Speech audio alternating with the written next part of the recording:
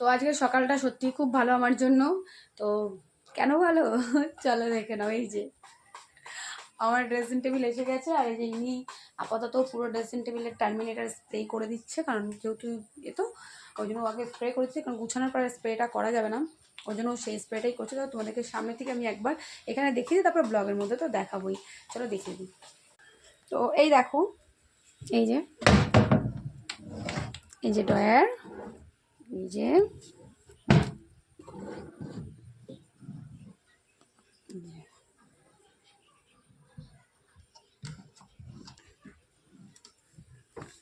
তো দেখতেই পাচ্ছ কেমন হয়েছে বলো। বাবা সেই শনিবার দিয়ে এসেছি, আর এই যে আসলো অবশেষে আমার জিনিসটা আসলো আমার বাড়িতে।